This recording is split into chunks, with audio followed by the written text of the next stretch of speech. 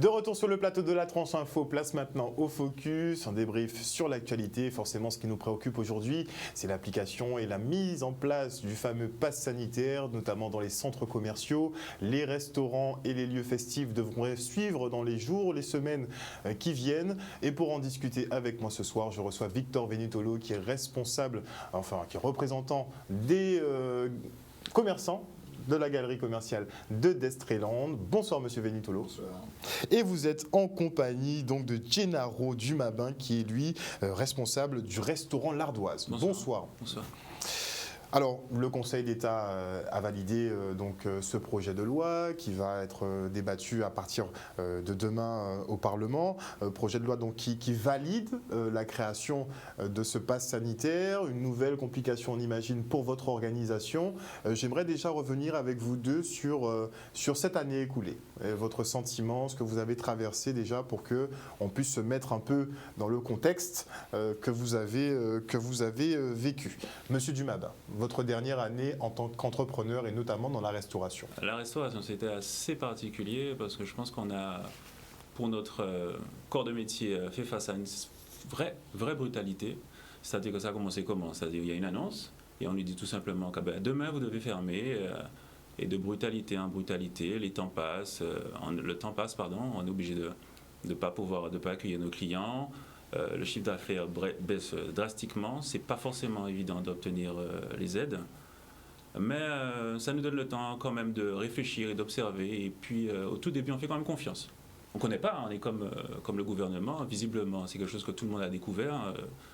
Comment réagir, personne ne sait. Et puis l'attente, je dois vous le dire, l'attente a fait place un petit peu à l'incompréhension. Et l'incompréhension a fait place à la colère.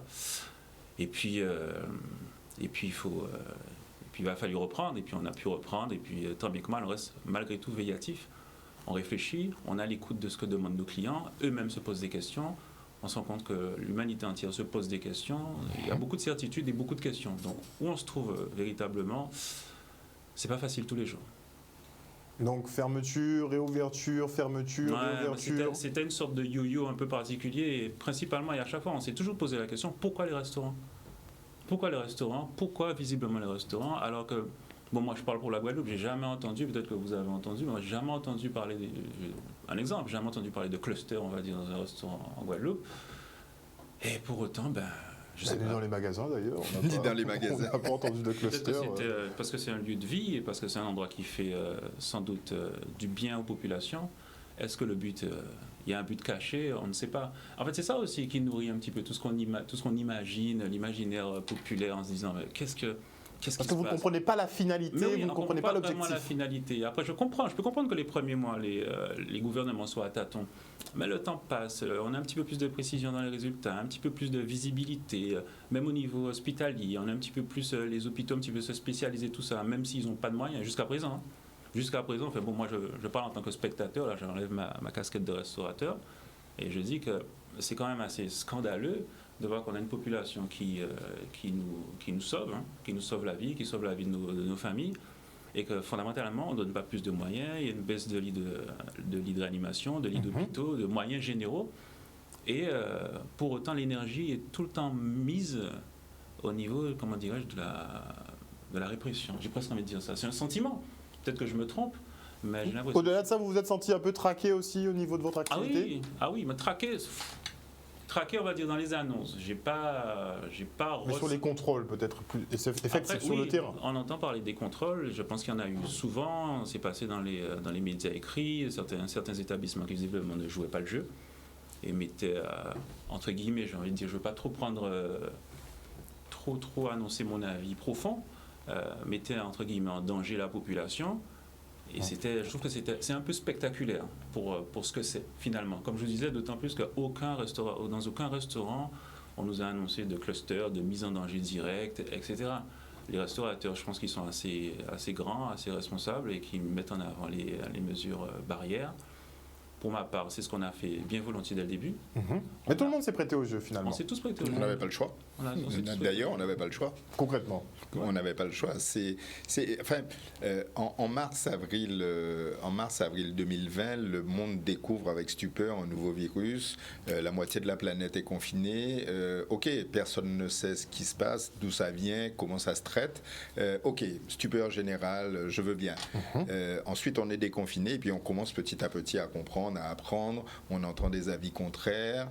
Peu importe ce qu'on en pense, mais on entend des professeur Perron, professeur Raoult, donner d'autres avis. Donc, le citoyen lambda a quand même de quoi se faire une opinion des choses. Et puis arrive ce qui arrive, quoi. C'est-à-dire qu'on joue à un stop and go permanent.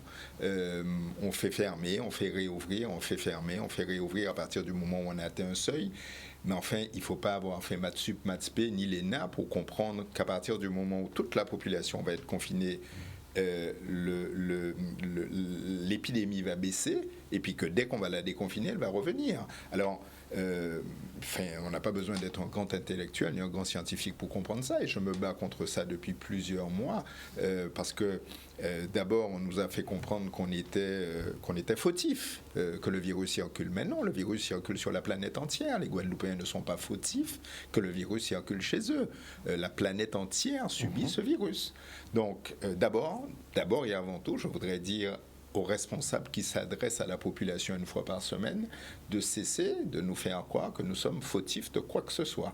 Même les pays qui sont extrêmement vaccinés ont des augmentations de contamination. Donc, il ne faut pas nous faire croire que nous sommes des mauvais élèves. D'abord, peut-être des mauvais élèves de la vaccination, mais pas des mauvais citoyens. D'accord. Et puis, lorsque je vois avec quelle facilité on affirme des choses. Les centres commerciaux, par exemple, puisque pour ne rien cacher, je suis président des commerçants de Destréland, donc je sais un peu de quoi je parle.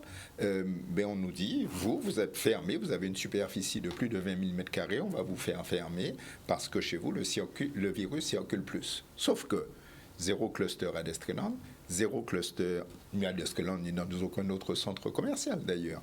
Zéro cluster dans les petites boutiques que nous avons. L'immense majorité des commerces de Destréland, c'est des boutiques de 70 m², l'immense majorité. À Millénis, c'est pareil, à Leclerc, c'est pareil. Est-ce que sincèrement, on croit que dans nos boutiques où quand on a 3 clients en même temps, on est très heureux, est-ce qu'on croit vraiment que c'est là que le virus va circuler? On nous demande, d'abord on nous fait fermer.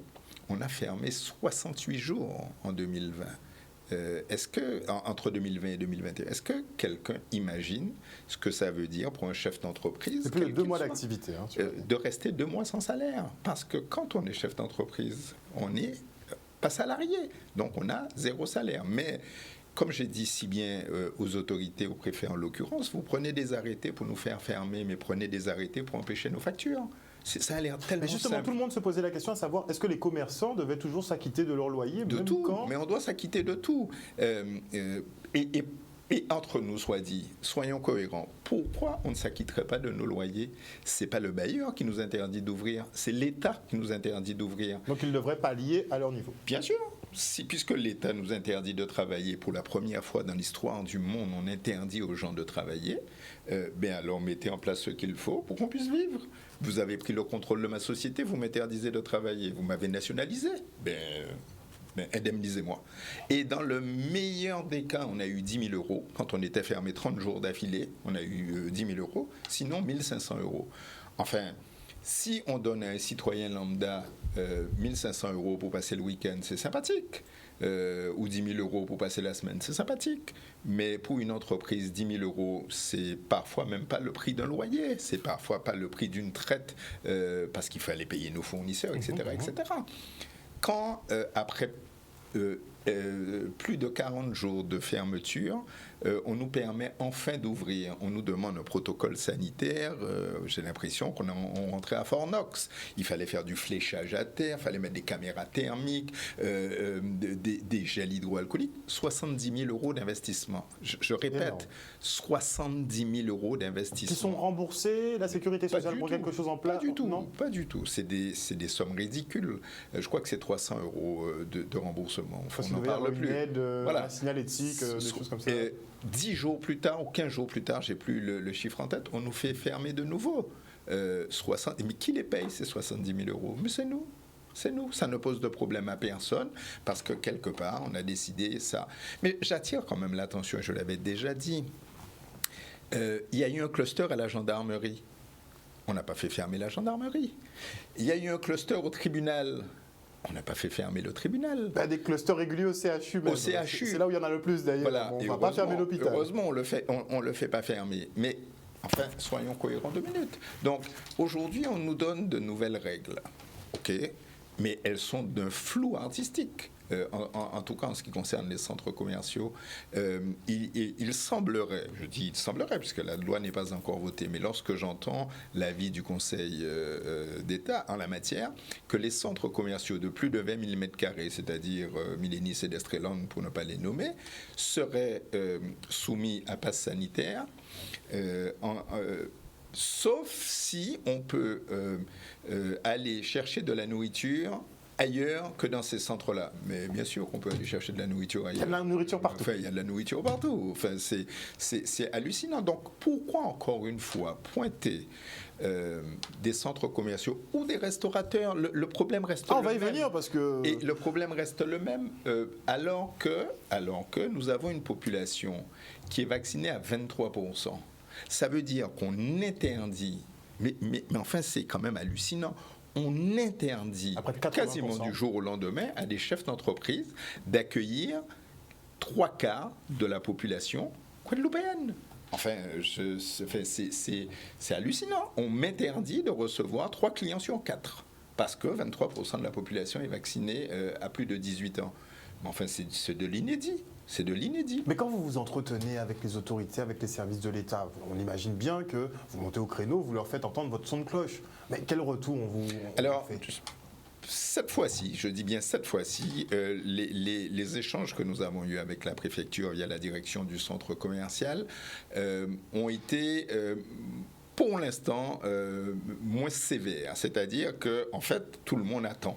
Puisque la loi n'est pas votée, on ne sait pas quel est le domaine d'application. Est-ce que c'est pour toutes les régions, ça vient de l'État et puis point trait? Est-ce qu'il y a une part de compréhension via nos préfets? Et c'est pour ça que nous interpellons le préfet en lui disant attention, nous avons une population, c'est entre guillemets facile.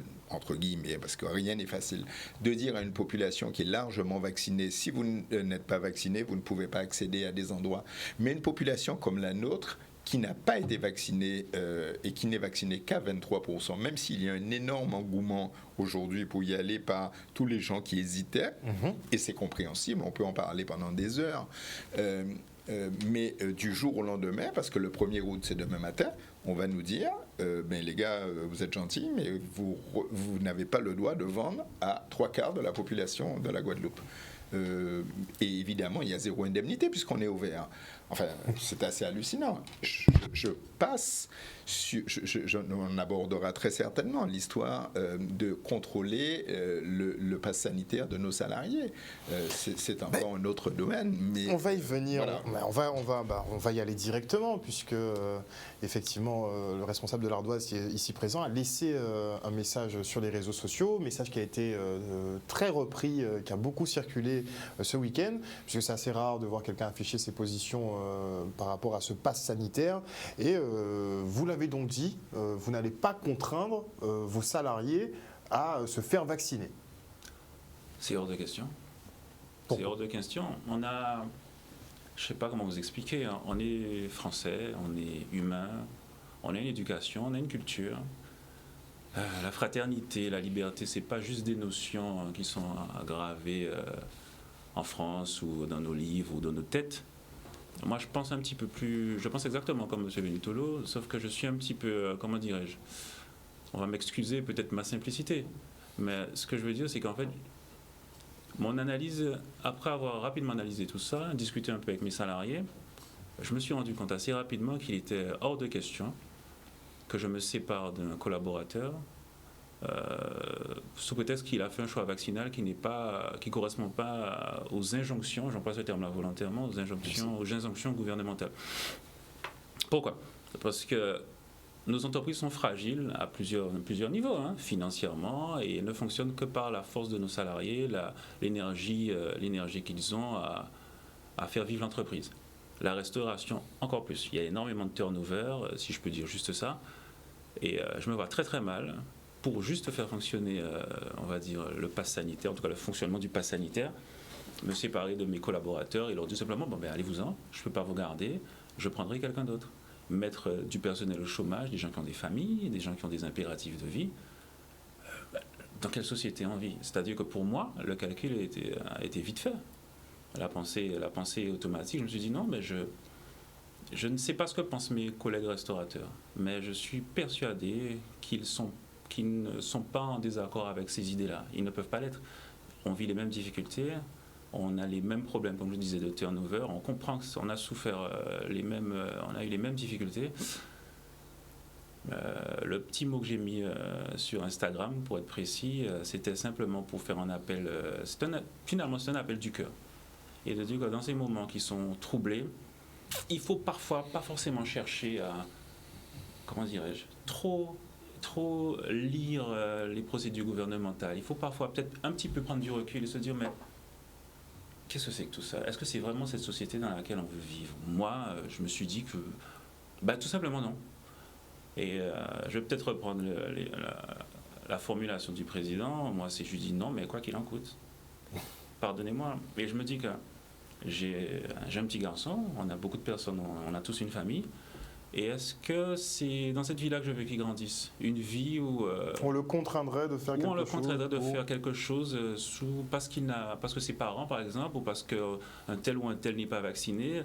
Donc on va faire grandir nos générations qui pourront se construire en se disant on a tout intérêt à écouter ce qu'on nous dit et de mettre de côté notre réflexion, notre libre arbitre. Il y a quelque chose que je veux bien appeler l'intelligence collective. Monsieur Benitoulou a parlé tout à l'heure du pourcentage de personnes non vaccinées, et moi je l'explique par ce que j'appelle l'intelligence collective. Pourquoi? Parce que la population s'interroge, certes, la population s'informe, elle écoute, on observe un petit peu comme vous disiez dans les autres pays, on a parlé de la vaccination, par exemple le Chili, qui est, je crois que le pays le plus vacciné au monde, qui a vu ses taux de cas positifs contamination exploser. Donc les gens regardent ça et se disent, tiens c'est bizarre quand même.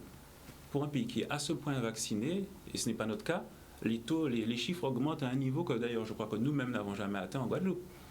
Et une fois que je parle que de ça, hein, je peux aller très très loin dans tous ces éléments. Mais je regardais encore des reportages sur Israël encore hier. Oui. C'est vrai que là ils vont renforcer les contrôles dans les aéroports parce qu'avec les augmentations de cas, et ça devient sensible aussi là-bas. Bien sûr, c'est un petit peu compliqué. Et quelque chose je vous dis dans tout ça, pour revenir à la restauration, en tout cas dans mon cas, et j'estime qu'il faut prendre du recul.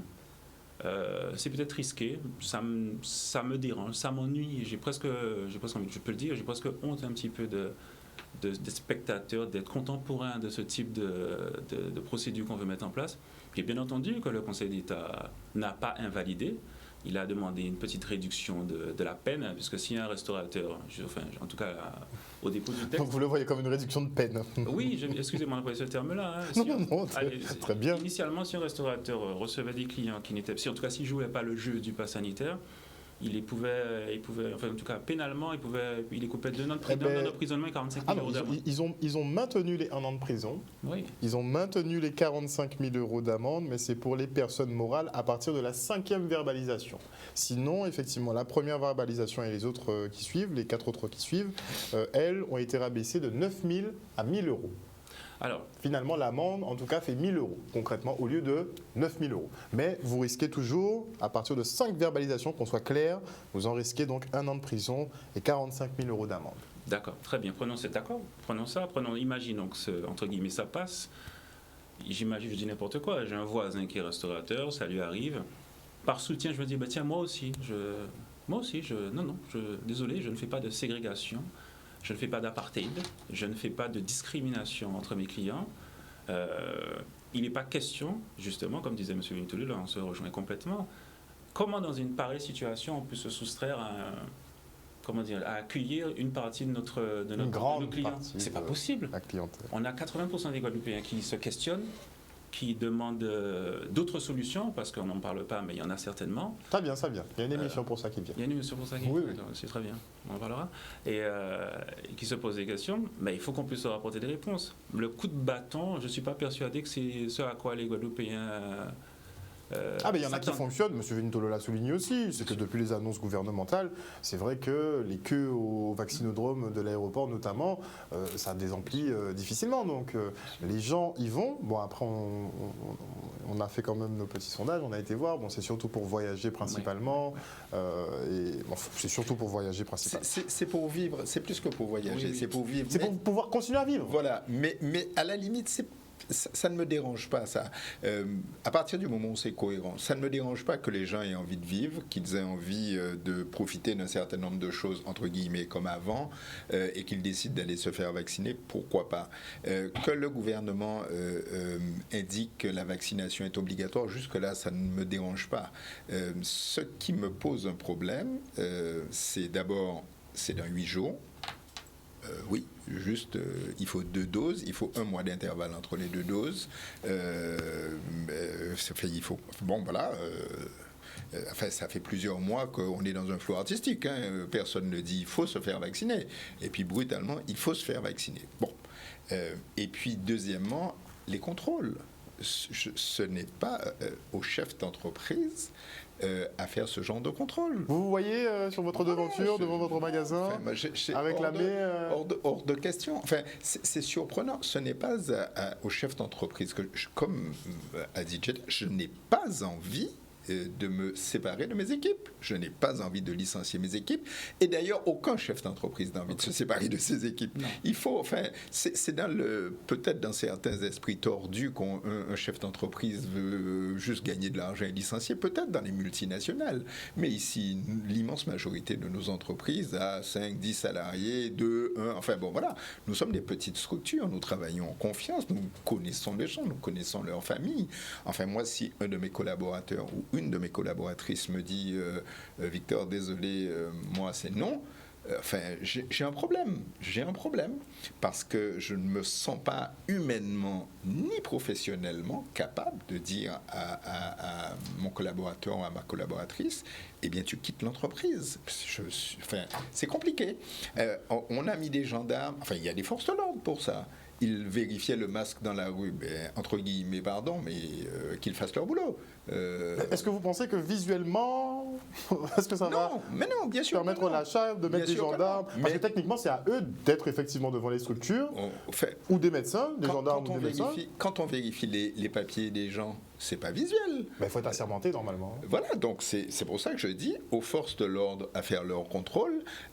C'est pas aux chefs d'entreprise à faire des contrôles. C'est pas aux chefs d'entreprise à interdire à un client d'entrer dans son magasin. C'est impossible, c'est impensable. C'est impensable. C'est un esprit. C'est contre toute la logique commerciale du monde. Depuis quand s'interdit? D'ailleurs, je crois que c'est illégal. On n'a pas le droit de ne pas vendre à un client. Le refus de vente. Voilà. Le refus de vente est illégal. Pour motif sanitaire. Voilà. Encore une fois, c'est de la discrimination. Donc, c'est hallucinant. Donc, est-ce que quand quelqu'un rentre dans mon magasin, je lui dis, dis-moi, tu as le sida, toi ou pas? Si tu as le sida, je ne te sers pas. Non, je n'ai pas le droit de faire ça. Donc pourquoi je lui dirais, dis-moi, est-ce que tu es vacciné ou pas? Ce n'est pas mon rôle de faire ça. Je veux bien entendre que c'est la stratégie de l'État. Jusque-là, ça ne me pose pas de problème. Voilà, je peux comprendre tout cela. Je peux même comprendre que ce soit la solution. Je peux entendre ça. Parce qu'en fait, quand on réfléchit 2 minutes, qu'est-ce qui s'est passé depuis 1 an? On a fait du stop and go. On confinait, le nombre de cas baissait évidemment, mais enfin, il n'y a pas besoin encore une fois d'avoir fait bac plus 95 pour comprendre que dès qu'on allait déconfiner, forcément ça allait revenir, à moins d'arrêter la planète pendant je ne sais combien de mois, mais alors vraiment de l'arrêter, personne ne sort de chez eux, forcément ça va revenir. Donc, mais le cas zéro, à la limite, on dit que c'est bon, c'est de l'utopie. Mais la preuve, depuis 1 an, nulle part dans le monde, je dis bien nulle part dans le monde, il y a eu le cas zéro. Ça n'existe pas. Tous les mois, toutes les semaines, enfin, il y a un nombre de cas. Ça baisse sensiblement, ça augmente sensiblement, mais jamais il y a eu 0 cas. Ce qui veut dire que cette option n'est pas bonne. Sur le plan économique, c'est une catastrophe. Sur le plan psychologique, c'est une catastrophe.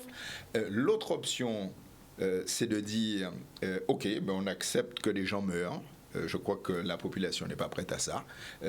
Ils meurent. Ben, s'ils ne sont pas vaccinés, s'ils sont dans un état grave, ben, ils meurent. Tant pis, ils meurent. Voilà. Je crois que personne n'est prêt à ça. Et donc, la troisième option est peut-être celle de se faire vacciner. La question est la méthode. La question est le choix, la question est la manière de vérifier. Et qui vérifie? Nous ne sommes d'abord, je m'insurge en tant que chef d'entreprise sur le fait qu'on m'interdise de vendre à des clients, et je m'insurge en tant qu'être humain et chef d'entreprise de dire que je dois me séparer de mes collaborateurs parce qu'eux auraient fait un choix différent. Enfin, c'est pas mon rôle. Désolé, c'est pas mon rôle. Et il a raison de dire ça. Et en complément, pour revenir aussi sur l'aspect contrôle, c'est pas réalisable par les employés, par les salariés de l'entreprise, par le manager, par quiconque. C'est pas réalisable. Je pense que vous allez trouver aucun chef d'entreprise qui va embaucher quelqu'un pour faire le tri à l'entrée de son magasin. On a parlé des forces de l'ordre. Je vais même plus loin. C'est pas non plus le boulot des forces de l'ordre. Les forces de l'ordre. Vous comprenez ce que je veux dire? Techniquement, non. Effectivement. Non, ils sont là pour protéger, pour reprendre un terme américain, protéger et servir. J'ai regardé en début de semaine une émission en radio en métropole où un représentant des syndicats des forces de l'ordre en métropole a dit qu'il est désolé, mais qu'aucun de ses collègues n'est prêt à faire, entre guillemets, le sale boulot. Ça veut dire que... Et en plus, ce sont des populations qui n'ont pas l'obligation d'être vaccinées. Ça veut dire ça, c'est le même problème d'ailleurs. Non, mais écoutez, ça veut dire que je n'ai pas le droit, potentiellement, puisque je vous l'ai dit tout à l'heure, il n'est pas question que j'applique ça dans mon établissement pour des raisons éthiques. Ça veut dire que je n'ai pas le droit d'accueillir un client ou même un livreur dans mon établissement, parce qu'on nous livre des marchandises tous les jours. Je n'ai pas le droit d'accueillir un client, mais en revanche, les forces de l'ordre s'autorisent, s'octroient le droit de rentrer alors qu'elles ne sont pas vaccinées. C'est un peu... Tout à l'heure que si je dois aller au bout du bout, écoutez-moi bien, si je dois aller au bout du bout, ça voudrait dire que je peux accueillir tous mes clients, mais lorsqu'un policier, par exemple, arrive, je lui dis désolé, vous n'êtes pas vacciné, avez-vous un pass sanitaire?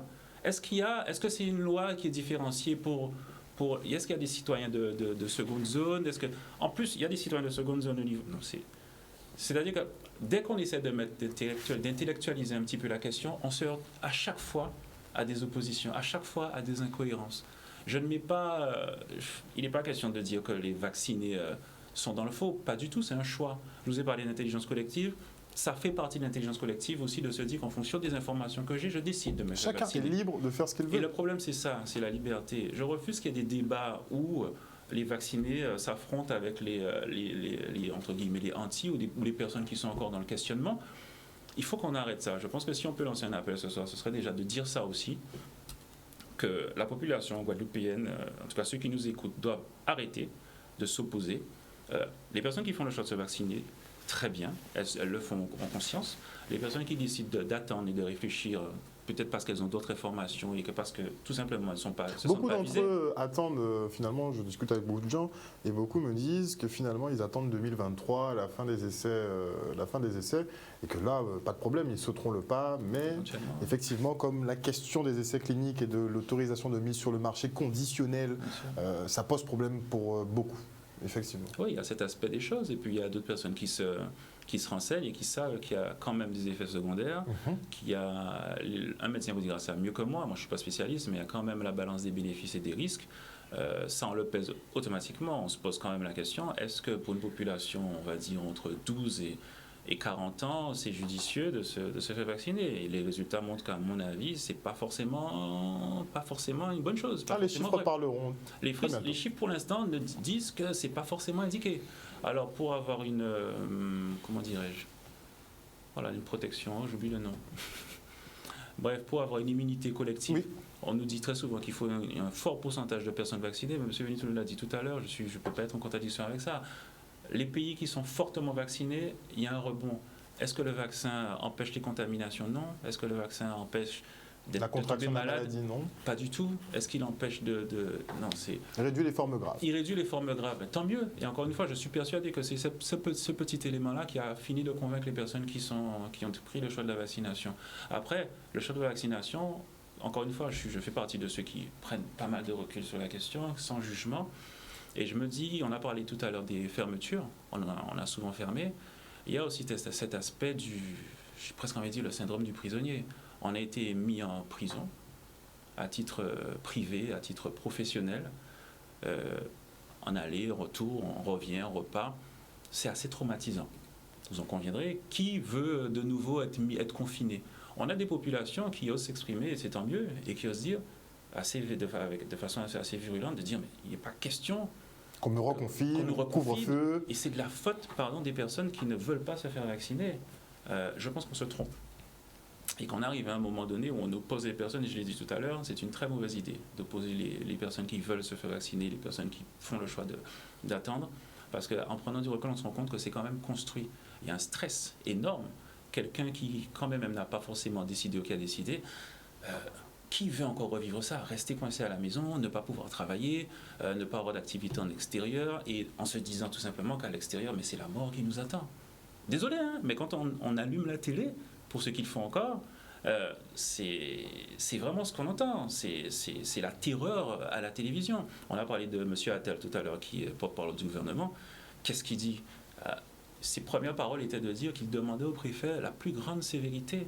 Qu'est-ce que c'est que ça? On ne peut pas vivre dans un monde comme ça. On sort d'une période difficile et il faut encore de la sévérité. Bien sûr, les Français ne sont pas des enfants. Les personnes qui vivent sur Terre, on n'est pas des animaux, on n'est pas des objets. Je ne sais pas comment vous dire. La France était la première, j'ai envie de dire, enfin, l'esprit des valeurs françaises, c'est ce qui a prévalu quand il a fallu dénoncer l'apartheid, de dénoncer le racisme. Ben là, maintenant, on est en train de constitutionnaliser une forme d'apartheid, une forme de racisme, une forme d'agressivité sur les populations qui n'irait pas forcément dans l'ordre des choses qui nous sont imposées. Je suis persuadé que les populations guadeloupéennes, les restaurateurs, les chefs d'entreprise en général ne sont pas prêts à s'entendre dire ce qu'ils doivent faire chez eux. Et c'est pour ça que, comme je disais, chez les entreprises, en général, vous êtes autonome, justement. Oui, on a choisi ça aussi pour avoir une certaine liberté. Il y a aussi la liberté d'entreprendre, ça c'est un droit inaliénable.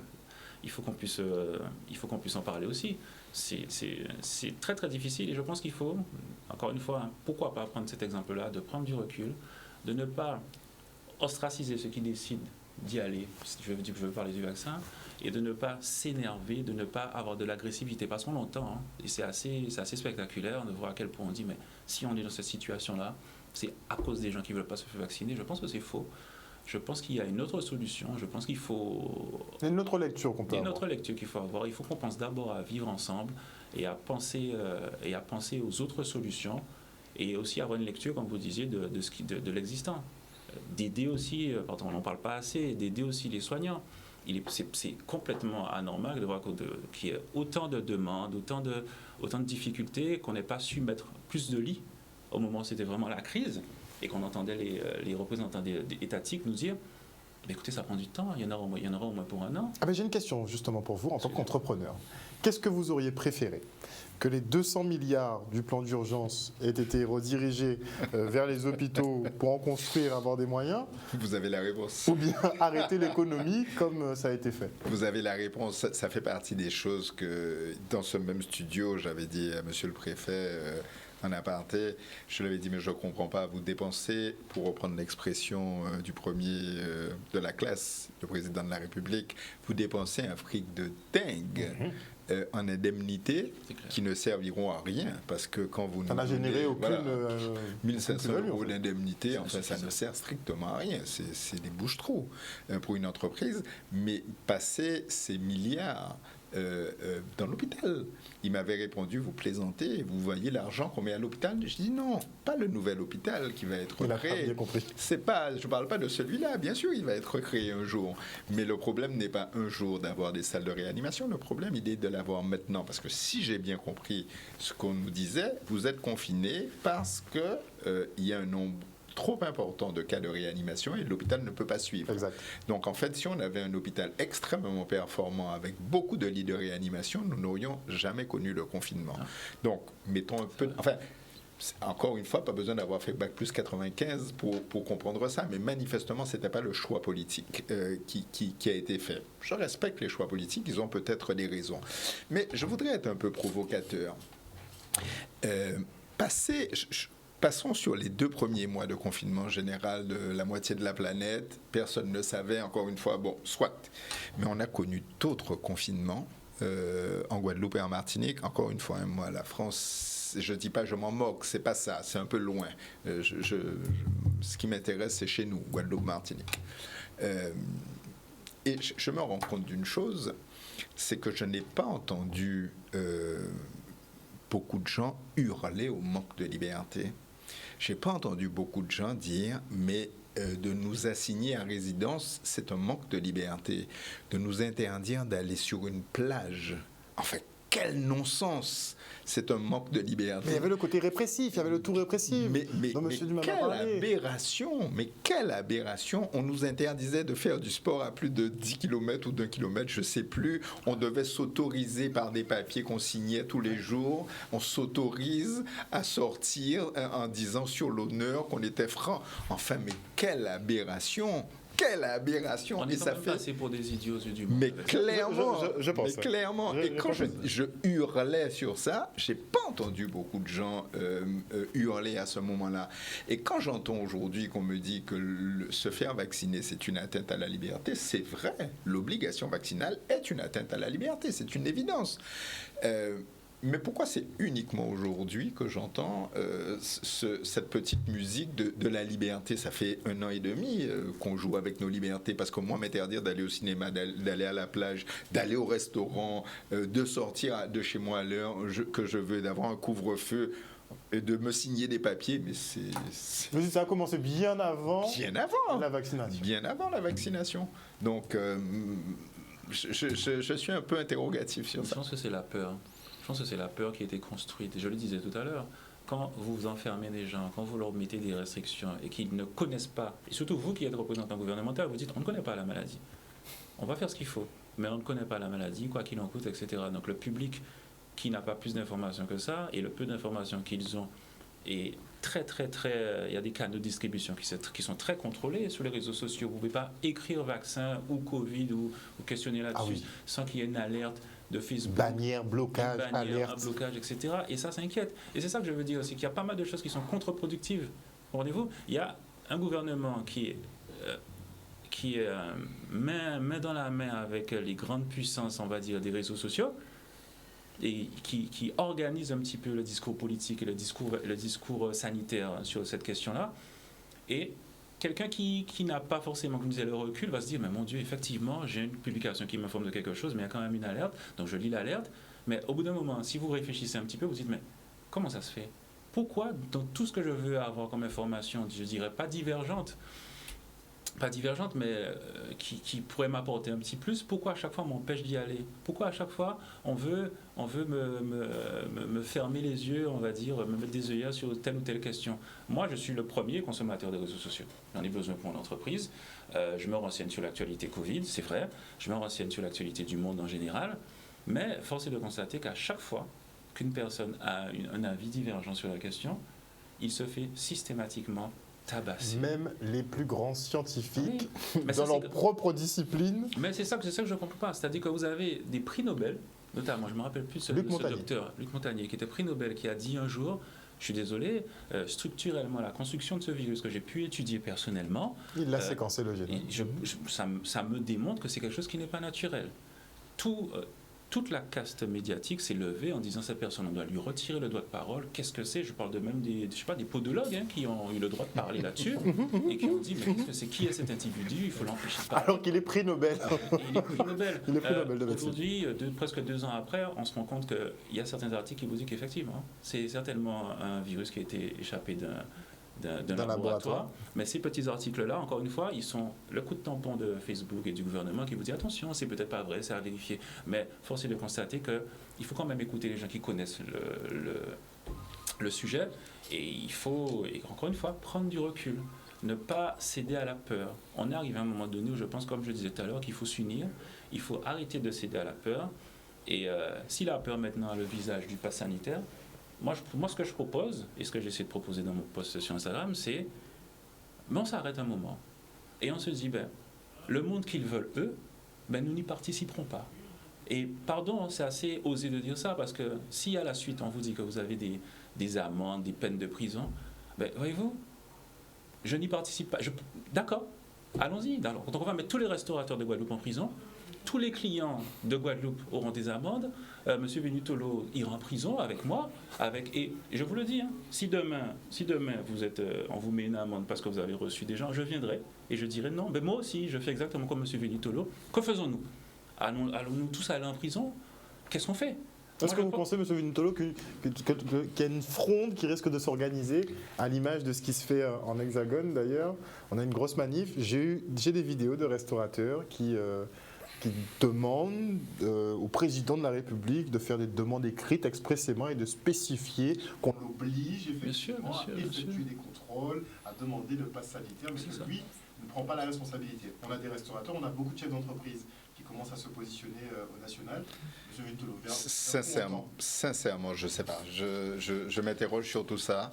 Je suis un peu inquiet. Je ne veux pas cacher la vérité. Je suis inquiet et c'est pas le rôle d'un chef d'entreprise d'être inquiet. C'est pas le rôle d'ailleurs non plus d'un consommateur d'être inquiet. La vie ne marche que si on n'est pas inquiet. D'ailleurs, on le voit depuis 1 an et demi, les gens ont peur, comme vous le disiez si bien. Les gens sont inquiets. On voit tous les dérèglements psychiatriques et autres dans la population et dans le mode de consommation au quotidien. Quand je dis consommation, je ne parle pas uniquement d'achat, hein, je parle de mode de vie dans tous les jours. Je suis inquiet parce que on oppose deux France, on oppose deux Guadeloupe, on oppose deux populations. De quel droit les vaccinés disent aux non-vaccinés qu'ils sont des irresponsables? De quel droit les non-vaccinés disent aux vaccinés qu'ils sont des moutons? Enfin, ni l'un ni l'autre. Respectons-nous. Moi, encore une fois, ça ne me pose pas de problème d'entendre que la solution, c'est le vaccin. C'est cohérent, selon, etc. Mais pas tout ce qui va avec. Pas la brutalité de demain matin, pas l'exclusion des centres commerciaux, pas l'obligation des restaurateurs, pas on licencie notre personnel. On peut faire différemment.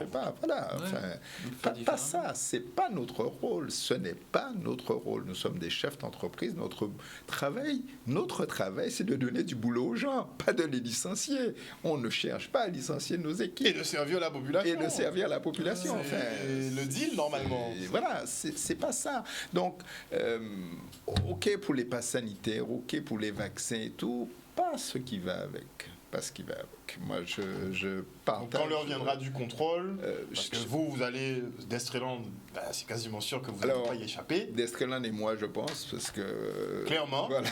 vous allez pas y échapper. Moi aussi, voilà, en fait, c'est vrai ce qu'il dit. Moi aussi, je pense.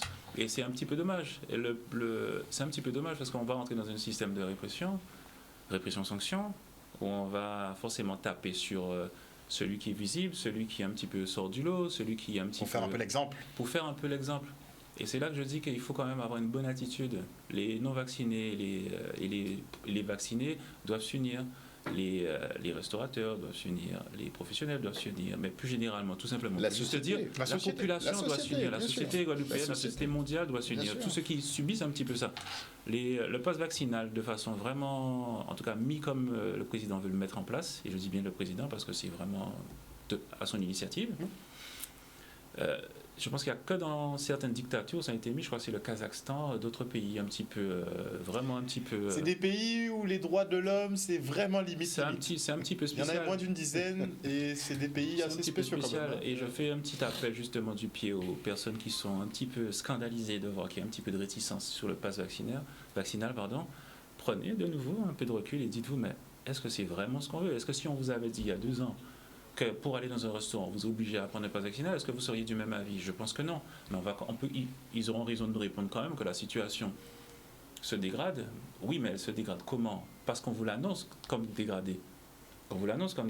Qu'est-ce qui est dégradé? Quelle est la situation? Au début, on vous disait le nombre de morts, c'est catastrophique. Ensuite, le nombre de morts a baissé. On vous a dit, écoutez, le nombre de réanimations, c'est catastrophique. Les personnes admises en réanimation, ça a baissé. Maintenant, c'est le nombre de cas. Qu'est-ce qui va se passer après? Qu'est-ce qu'on va nous trouver pour justifier cette mise en... Je sais pas, ce fonctionnement aussi agressif, aussi dictatorial, disons-le nous. Hein. Ça ressort de plus en plus. En tout cas, c'est assimilé, selon moi, je ne vais pas dire que c'est de la dictature, mais en tout cas, c'est assimilé à de la dictature. Et puis, soyons cohérents. Si pour rentrer dans un restaurant ou dans mon commerce, enfin dans nos commerces, quels qu'ils soient, il faut un pass sanitaire. Mais moi, j'aimerais bien que pour entrer à la gendarmerie, à la police, il y ait un pass sanitaire, que pour entrer au tribunal, il y ait un pass sanitaire, que pour entrer à la mairie, il y ait un pass sanitaire, que pour entrer à la préfecture, il y ait un pass sanitaire. Mais soyons cohérents, parce que au tribunal, vous dites si c'est nécessaire, si c'est pour aider la nécessaire, population, si ça doit être c'est partout. la solution, puisqu'on me dit On nous le c'est présente, la solution. effectivement. Ok, j'accepte, c'est la solution. Mais si c'est la solution, partout où on va rentrer, il faut ça.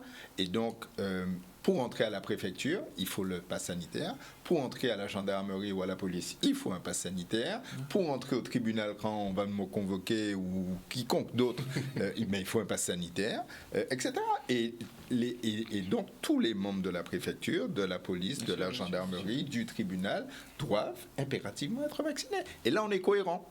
Ça me va. Je suis complètement d'accord. Vous savez, cette politique... Le mot de la fin pour monsieur Dumabat. Ah, mais excusez-moi. Cette politique, à mon avis, de répression, pour parler un petit peu des corps constitués, gendarmerie, police, cette politique, un petit peu, il y a certaines analyses qui vous disent qu'en fait, ça ne tient que par la police, que par la gendarmerie, qui permet la mise en place de tout ça. Parce que tout ça est toujours sous-jacent. Il y a toujours une répression derrière. Si vous n'avez pas la répression, vous seriez obligé de convaincre. Et ça, ils n'arrivent pas à le faire. Les années ont passé, ils sont dans l'incapacité de convaincre. Donc, si on mettait, comme vous disiez, pass sanitaire à la gendarmerie, qu'on obligeait ces personnes également à être vaccinées, attention, hein, je ne suis pas là pour pointer du doigt la gendarmerie ou la police. Ce sont des personnes qui ont des familles, ce sont des personnes qui également réfléchissent. Il y a beaucoup de personnes, gendarmes et policiers, qui sont contre tout ça. Bien sûr. Seulement, ils ont une... Je ne sais plus comment on appelle ça. Pendant les manifestations samedi, Droit de réserve. Ils ont un droit de réserve et ils n'ont pas le droit d'exprimer ça. Je rêve d'une société où le droit de réserve serait quand même sur des actions, on va dire, bordées, mais tout ce qui touche au droit fondamental, on est en droit de dire, je suis désolé, policier, gendarme, moi, je ne vais pas taper sur un restaurateur qui veut travailler, je ne vais pas taper sur un commerçant qui déjà applique des règles sanitaires qui jusqu'à présent n'ont rien apporté. Je ne vais pas forcer les populations. À part des pertes dans le chiffre. Mais oui, mais après finalement, oui, l'argent, désolé, hein, l'argent, d'accord, on est là pour fonctionner, on doit gagner nos vies, on doit faire fonctionner l'économie. Mais je fais partie de ceux qui pensent qu'il y a plus que ça. On est là pour proposer autre chose, on est là pour montrer l'exemple. On est des Guadeloupéens. On est là pour que les jeunes nous voient en se disant mais tiens, on peut entreprendre en Guadeloupe, on peut vivre de ça. C'est cet exemple-là que je veux qu'on voit. Je ne veux pas que les jeunes se grandissent en se disant ben, si j'entreprends, j'ai un risque de me faire taper dessus, j'ai un risque d'aller en prison parce que j'accueille des gens. C'est ce type-là. Je pense que il faut pas qu'on y participe. Il faut qu'on se mette en arrière et qu'on propose autre chose. Mais sur les manifestations samedi, au lieu effectivement de les bloquer, beaucoup de policiers applaudissaient lors de la procession des soignants, puisque beaucoup refusent effectivement de leur taper sur les doigts après qu'ils aient soigné la France entière. Bien sûr. En tout cas, merci beaucoup messieurs d'être venus sur ce plateau ce soir et nous faire part de vos inquiétudes aussi quant à ce pass sanitaire qui va être mis en place. Derrière, on aura peut-être le pass vaccinal, pardon. On sera fixé dès demain. C'est ça. Demain, les débats vont commencer, donc on sera fixé dès demain. Annonce du préfet et de Madame Denux à 17h demain. Donc on verra si c'est validé ou pas. En tout cas, bon courage messieurs. Merci. Et on va voir un peu l'évolution de la situation. Ah ben je pense, je porte à le croire. Une bonne soirée à vous sur Canal 10. On se retrouve demain. Bisous.